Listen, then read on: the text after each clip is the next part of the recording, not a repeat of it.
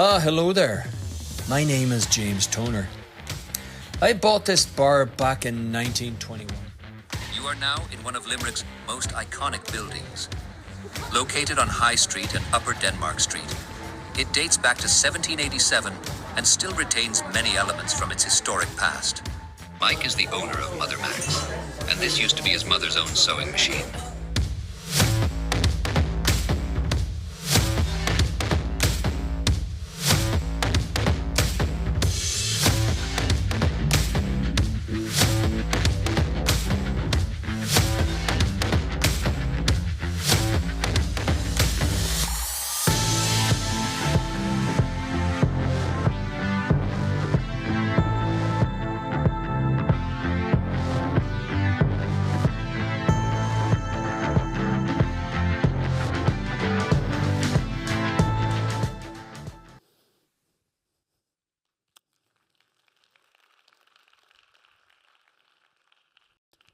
I was going to start this with chugging down a pint of Heine.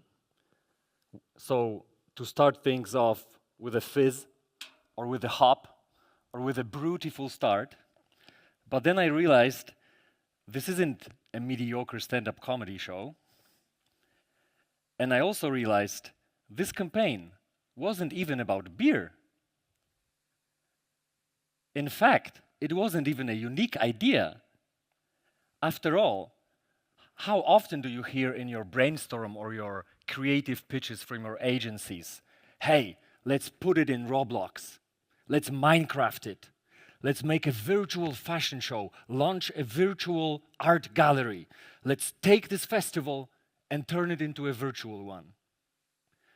Doing what we do at Lensdet, and we are an extended reality creative studio, so we deal with augmented reality, virtual reality, mixed reality. Doing what we do, we hear it every week, at least once.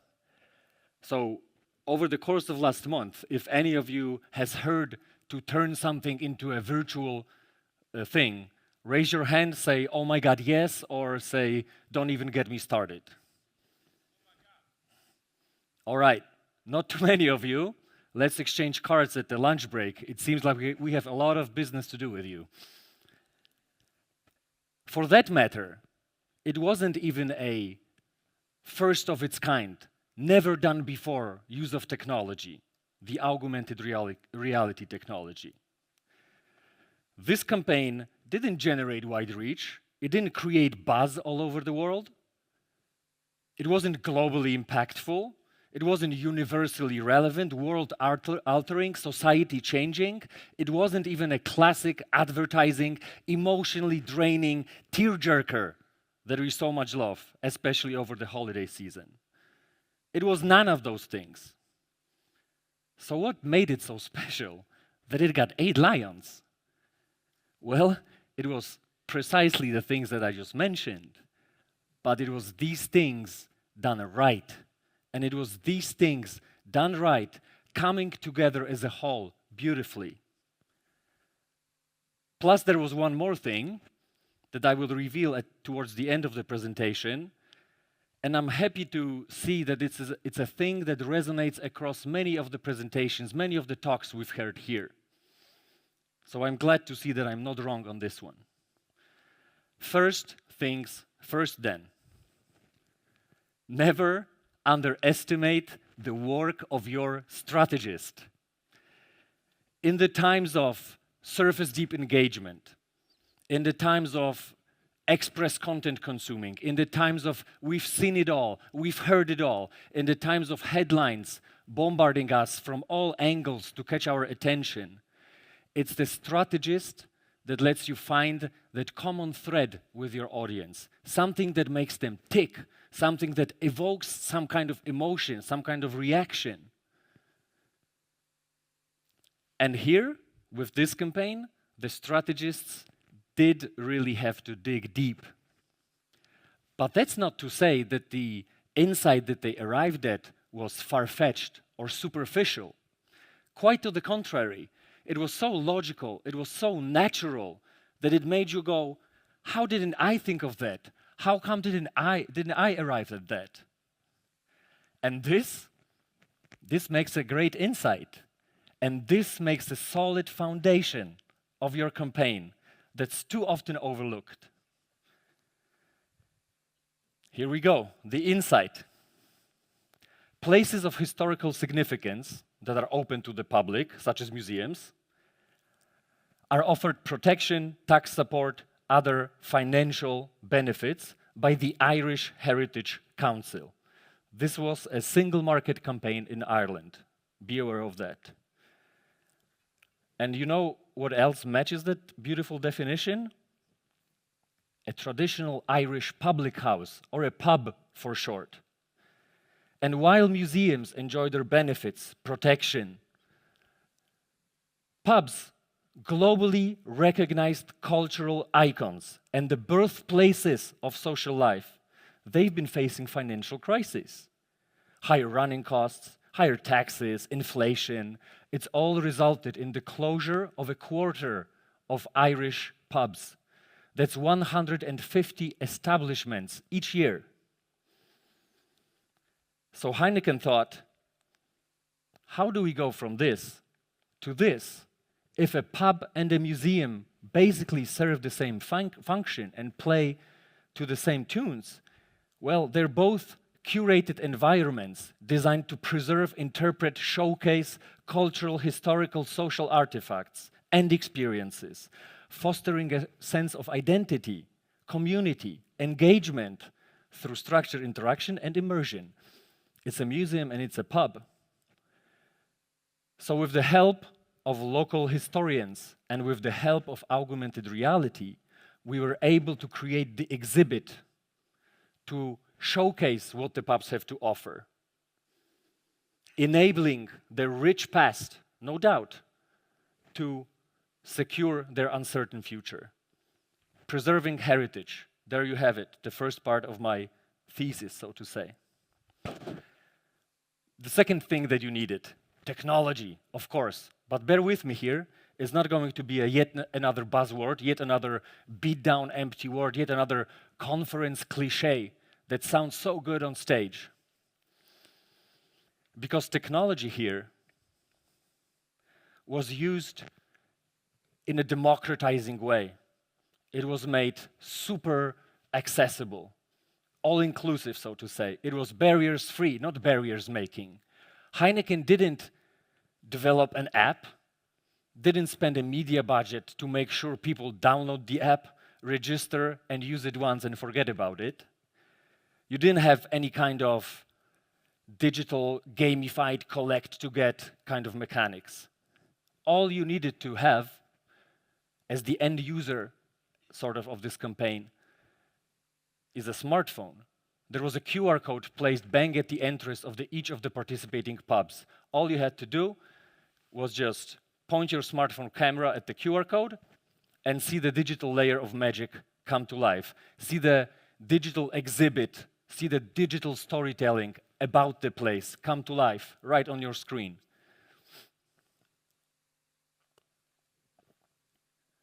We've designed this experience, this AR experience, on Snapchat first, because this is a great platform for AR. It really lets us thrive technically and creatively.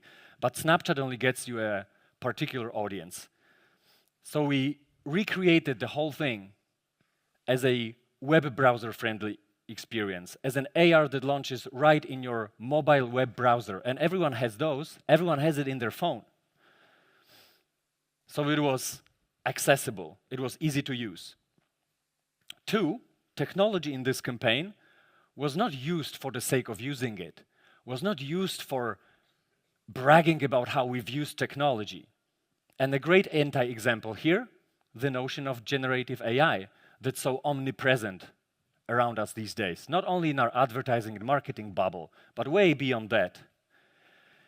You see brands and you see agencies flexing their muscles, or how they used Gen AI for the latest campaign. We've created this ad with Sora AI. We've replaced our models in our store online with their Gen AI generated representatives. Here's a tough one for you, brands. Consumers don't give a flying, they don't give a damn. for all they care, if it makes them tick, if it evokes emotion, if it gets them going, it can be a cardboard cutout speaking to them, not Gen AI. And shout out from my Tabasco crew for cardboard cutout communication that we heard about yesterday. And don't get me wrong, we use Gen AI in this project too, but not to boast about it. You wouldn't hear about it, you wouldn't know about it. It allowed us to deliver a smooth sailing experience for the user. We didn't mention it anywhere. Most importantly, technology here was not some fancy cherry on top, was not a cute little gimmick just so the innovation box in some creative director's quarterly sheet can be ticked off so they can get promoted. Here is the big one. The technology here was made the core of the campaign. It was made the embodiment of its messaging, the incarnation of its meaning. There was no other way to turn pubs into museums than by augmented reality. That's why we used this technology for this campaign. There you have it, innovation. Those things coming together, a great insight and a well-executed, perfectly executed technology, could only result in one way. This campaign had meaning, it carried value, and it delivered impact. And again, these are not empty words. This campaign did so for the three actors involved: for the brand, for the consumer, and for the pubs. Heineken's brand mission is to help people enjoy a richer social life. So to an extent, brand's existence hinges on pubs' existence. No pubs, no rich social life. This campaign was launched in Ireland only. It's a small market. It's not the epicenter of the marketing world. But it reached 3.7 million. Its earned media reach was 3.7 mil. 112 individual pieces of media coverage was landed for the story. Almost 500,000 earned social reach. But the most important factor for Heineken in this campaign was not the reach, was not the number of mentions, but it was 100% positive sentiment across the board. And remember, we're in Ireland, and Heineken is doing that, not Guinness, not the king of Irish beers, not part of Irish heritage, Guinness, the dark stuff, but Heineken. So 100 positive sentiment on such a market for Heineken was the best result they could have imagined. Well, turns out this campaign had positive impact on the consumers as well, the pub goers, or should I say, museum goers. The closure of these historical pubs would mean a significant barrier to people enjoying their social life. These are, in the end, community-building epicenters. This sweet little headline always gets me. Sorry, love, just off down the museum with my mate, Kieran. Downing a pint, learning about history. But this campaign had meaning, carried value, and delivered impact for the most important protagonist of this story, for the pubs that turned into museums. The brilliant team behind the campaign was able to unlock over 230,000 euros in government support grants for these pubs. Some of this money is already in use for much-needed renovations. This project, pubs participating in the project also enjoyed a 20% tax cut for maintenance. And they also enjoyed a 30% increase in footfall. For pubs, this is the most important outcome. All they need is more patrons. All they need is more people coming through their door. And participating pubs saw a 30% increase in footfall. So we minimized the risk of these pubs closing. All these efforts, all this little or large buzz, you judge, you tell me, all these efforts also were a beautiful complement to the Irish government's bid for UNESCO to officially recognize pubs as part of Ireland's cultural heritage. It all came together beautifully in a campaign that wasn't about beer. because this campaign was about everything else that happens around beer. In Ireland, at least, but I'm sure in other places of the world as well, that human connection, that human interaction, that rich social life, the big and small history making, the less and more epic stories, the countless anecdotes behind the countless artifacts that clutter the space of Irish pubs. And consequently, this campaign was about heritage building and preserving through technology, which was to be demonstrated. But don't take my word for it. Let's see what other people have to say about it, people who are way more educated than me in cultural heritage and history making. Gina O'Kelly is the director of the Irish Museums Association, a pretty serious organization. And she said, in reference to this campaign, heritage bars provide fascinating insights into the daily lives of those from our recent past and their environment. So efforts like this one, like this campaign, to enhance their preservation, enhance interpretation and display, thereby making them more publicly accessible, acknowledge their importance. Mr. Jerry Farrell, a Dublin-based historian. Few businesses maintain the same function over centuries. When you visit a historic pub, you connect back to your past. So we got to make sure to preserve them so they can be continued to be enjoyed by the generations to come. All right, the one more thing that I mentioned that also contributed to the success of this campaign, but I'd rather say which made this campaign meaningful, not successful, meaningful. For me, far more important than the lions we got for this campaign is a simple email that I got when the dust has settled down, lions were collected, photos were taken. It's just an email that I got from Mauro. Mauro is the global head of technology of Le Pub. Le Pub is a creative agency we did it with. It's an Italian agency working for a Dutch client in Ireland with the hands of a Polish creative studio relying on American technology. So that's a lot of people involved. Mauro just said, "Hey Jan, just a short and sweet message from me. Thanks. It was a great collab. That's all that matters to me. Someone realizing that I'm a human being here and I did my best. That's all I need to be reassured about." Also what Mauro said, and it was really true, and it resounded across many of the talks that we've heard today on this stage, this would never be possible without the collaborative approach. There were so many people involved. So just Mauro to Jan. Mauro telling Jan, "Thanks man, it was a pleasure. It meant the world for me." There were no stakeholders on this message, no nice guy washing, no politics, no hidden agenda. Just a guy appreciating another person's work. In the world of hyper-individualism that so often leads to alienation, in the world of bloated egos, in the world of bragging about meaningless stuff, we did a valuable thing. We made a valuable campaign. Sure, it was difficult.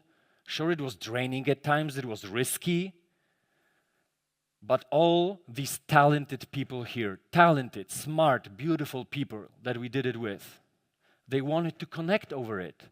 They wanted to communicate with the other person. They wanted to understand that person, take into the account their limitations, trust their expertise. So I don't know how many Heinekens were downed by the talented team here from across the globe, but now that I think about it, that human connection and that appreciation of the other person, not the beer, but everything else that happens around that beer to create something beautiful, to that, I can toast.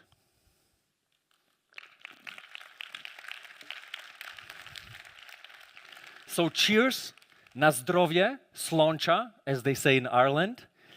And cheers to you for taking time in your busy schedules to come here today and listen to me for the short while.